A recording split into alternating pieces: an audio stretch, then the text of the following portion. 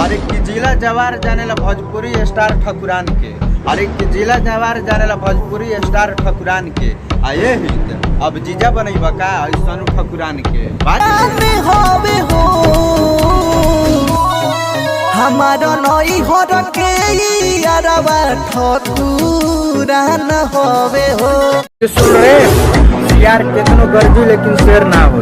अरे की सुन रे यार केतनो गर्जी लेकिन शेर ना हो। अब सुन रे बेटा कितना भी गुंडबाजी करत होखबे लेकिन ठाकुर जी की तोरे किन रे लागे। जमत नहीं खबबुआ ल भर ठकुरान ह छापा राशिवान आ बोलिए किसान ह। अरे अभी टेलर पिक्चर पूरा बाकी बा।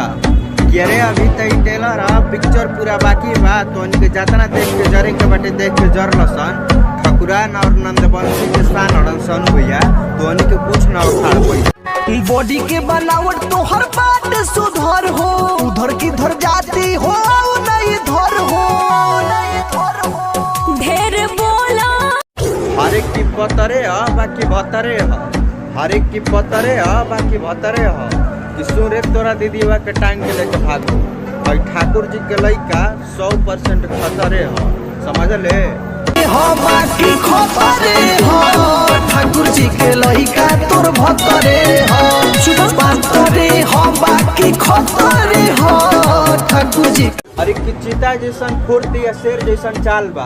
अरे कि चीता जैसन फुर्ती या शेर जैसन चाल बा और ढेर धन के घमंड देखावत रे बेटा जतना में तोर घर बा उतना में ठाकुर जी के खटाल बा।